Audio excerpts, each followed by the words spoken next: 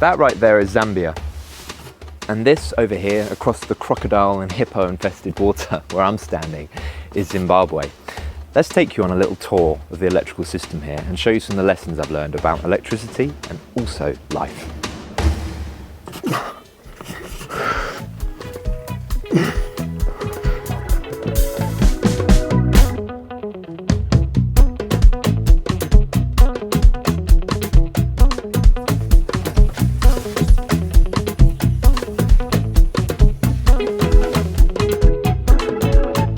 Alright, welcome to our, I can't really call it a plant room, I guess I'm going to call this a plant wall. So we have our main water incoming here, we have our electrical distribution boards and all the selection of gear here. Interestingly enough, just underneath the air conditioning condense pipe, but don't worry, no fear. We've been staying here for this leg of our trip and we've had no air conditioning at all, so I don't think there's any risk of this gear getting wet. So let me start you off here at the changeover switch. So near enough every property that I've stayed at so far here in Zimbabwe or just around Africa has a changeover switch because the grid is so unreliable. So right now, all of this is dead and it will be dead for the next few hours, which is why I don't mind, even though I'm being very careful, touching all of this. They have something called load shedding. So throughout multiple gaps in the day, they just switch the grid off. Sometimes you're warned, sometimes you're not warned. So here we have the option for the grid, which is coming in below, or we have the option to change over via this device here, and that would then plug into a generator and you can keep your power running. Now we can have a little look inside of this. Oh my life, there's a lot of spiders in there. Do you know what? That can stay closed. The next piece of equipment that I want to show you is this. So this is our consumer unit. At the minute, this works. So I'm not going to touch it because I don't want to be responsible for breaking it. They cannot get parts out here. This is a very remote area.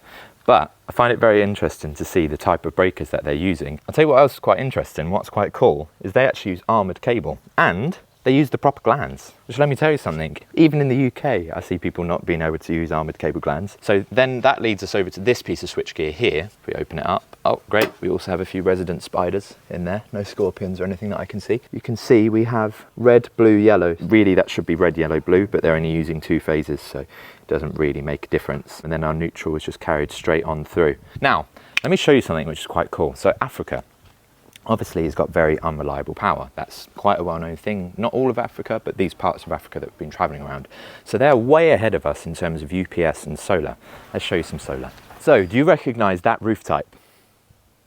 So thatched roof, which is pretty cool. So a lot of this area along the riverbank here, they use thatched roofs. It's something that you definitely won't see every day, but you've got a solar setup here on top of this thatched roof. And then you've got the geysers basically just sitting on top of the roof. Now, to be honest with you, I did see one of those fall off recently. We were staying on a boat. That was an absolutely insane storm.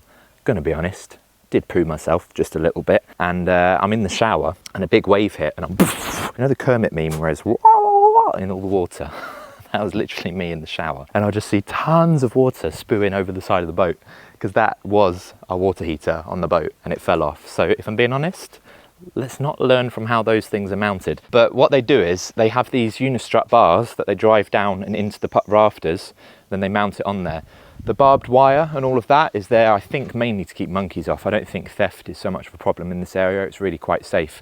Like, we've got the privilege at the minute of staying with some locals. So we're in their little village area and we pay to be here and they take really good care of us. So yeah, it's awesome. But yeah, let's see where it's connected into. I've got no idea where the inverter is. There's like a bed and some stuff up here and a load more cables. All the wires come down here across the roof and down inside of this breaker here and then out of this breaker in some DC cable and off down to there, down just into the bush. Surely we wouldn't put an inverter down there in the water.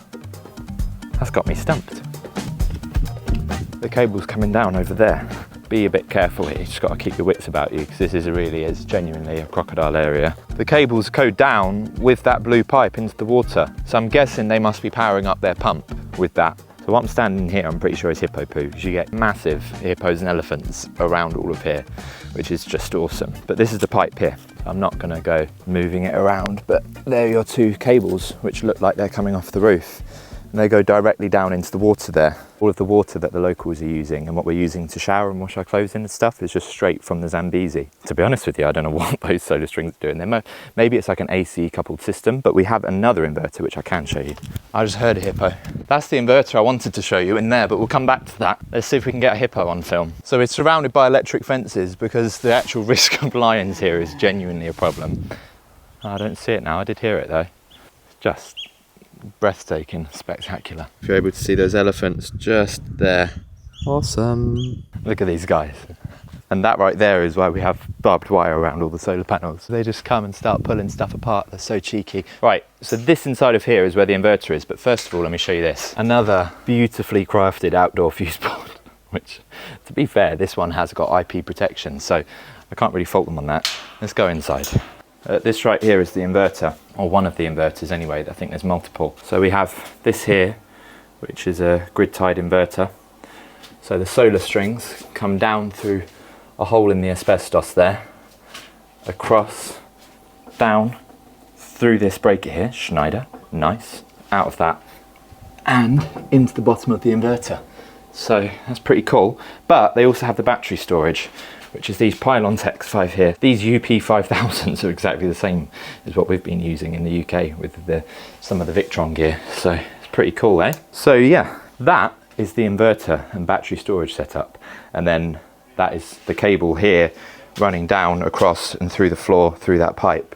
That is going back to the house as another little backup option. Right, now let's talk outside. Now, I could make an hour-long video here, right? 2 hours, 3 hours worth of episodes on how shocking the electrics are here. If we throw a Western blanket over it, if we try and compare it to the UK regs or the American regs and say, wow, it's shocking, you know?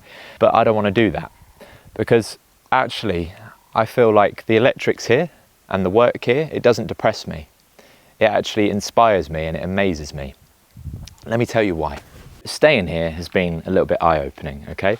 Because for us to not have windows or to not have electricity and properly working air conditioning can be such an inconvenience in our Western minds. But what we forget is that these people, they have nothing and yet they still make it work.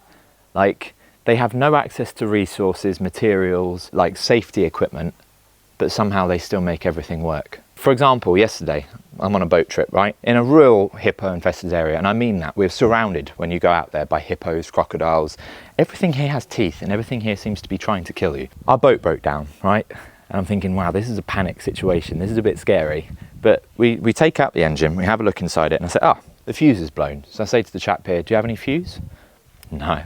He's like, finds this old tackle box, a little bit of fishing wire, strips that fishing wire back, wraps that around the fuse, pops it in, Bob's your uncle, we make it back to shore safely because they have a can-do mindset. They see a problem, they know they're not going to get any help with it, so they just fix it and they make it work. So it's very easy for us to come here and to judge them and think, wow, we're so much further ahead, we're so much more advanced. But let me ask you the question, do you think that all of this advancement that we have in technology and in general sort of functioning society, do you think that makes us happier?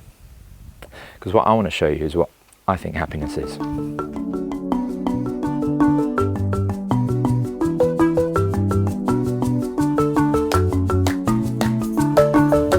How's it going?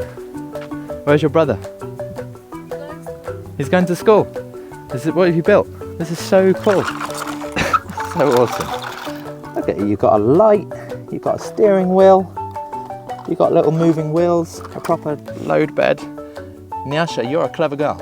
Is this this is from a motor, right? Yeah. You make this toy?